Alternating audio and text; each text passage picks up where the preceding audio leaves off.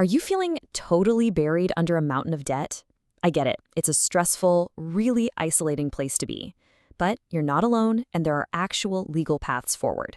So in this explainer, we're going to cut through all the jargon and clearly lay out the three main bankruptcy options, Chapter 7, 11, and 13. Let's dive in and see what each one is all about.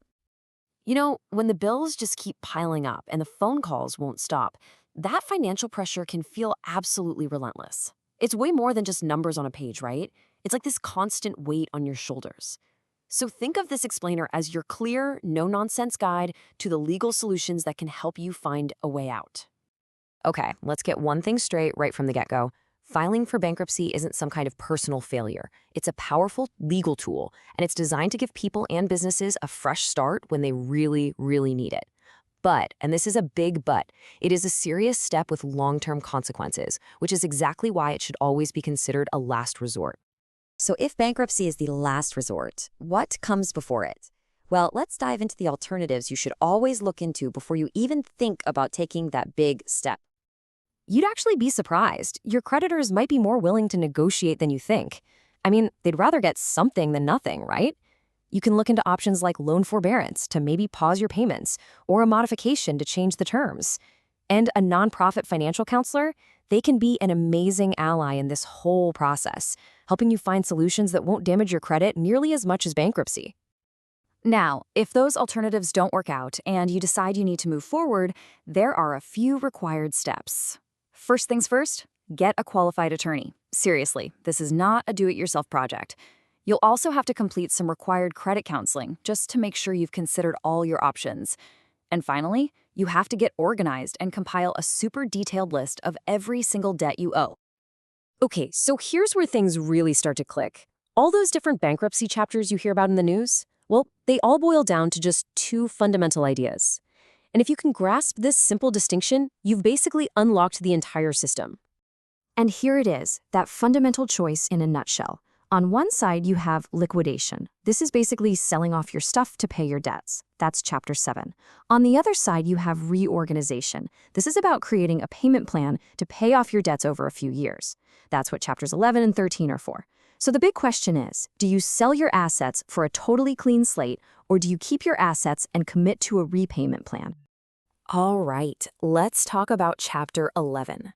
I am sure you've heard this one thrown around in the news, usually when some huge, well-known company suddenly announces it's in big financial trouble. But what does it actually mean for them to file Chapter 11? Think of Chapter 11 as a giant pause button. It basically allows a business to keep its doors open, to keep operating, while it gets its finances in order. The company can downsize, cut costs, and come up with a whole new plan to become profitable again, all while being legally protected from its creditors. And Chapter 11 is incredibly flexible. It's not just for massive corporations. Individuals, partnerships, even LLCs can use it. There are no debt limits, no income requirements, which makes it the go-to option for really complex financial situations. But all that flexibility comes at a price. It's also the most expensive and complicated type of bankruptcy to go through. And this just shows you how powerful a tool it can be. So many well-known companies have used Chapter 11 to survive major economic crises, like the 2008 financial crash or the recent pandemic. They've successfully restructured and come out the other side, maybe a bit leaner, but still in business. Okay, so let's bring this down to a more personal level. For most individuals facing financial hardship, the choice really boils down to two options, Chapter 7 or Chapter 13. This is where that decision between liquidation and reorganization really hits home. Chapter 7 is often called the fresh start bankruptcy. A court-appointed person called a trustee will sell your non-exempt assets. That's things like a second car, a boat, or valuable collectibles. Now, some of your property is protected, but the key is, at the end of the process, most of your big unsecured debts are just gone, wiped out. Chapter 13, on the other hand, is known as the wage earners plan for a reason. It's designed for people who have a regular income and assets they really want to protect, like a home they don't want to lose. With Chapter 13, you create a court-approved repayment plan that lasts for 3 to 5 years. You make your payments and you get to keep your property. And this really boils it all down to the essential trade-off, doesn't it? Do you liquidate assets for a clean slate, or do you commit to a repayment plan to keep your assets? That's the absolute core question when you're looking at Chapter 7 versus Chapter 13. But And here's the catch. You don't always get to choose. The court uses something called a means test. Basically, if your income is above your state's median for a family your size, the court might say, hey, you can afford to repay some of your debt. And if that happens, Chapter 13 might be your only real option. Okay, let's pull it all together now. We're going to do a side-by-side comparison of these 3 chapters, because this is where the key differences really pop. This chart just lays it all out so clearly. You can see Chapter 7 is really for individuals who need that complete reset. Chapter 13 is for individuals who have an income and want to protect their house and car. And then you have Chapter 11, that's the powerful but super complex option for businesses and even some individuals who need to restructure everything without the limits of the other chapters. So, filing for bankruptcy is not the end of your financial story, not by a long shot.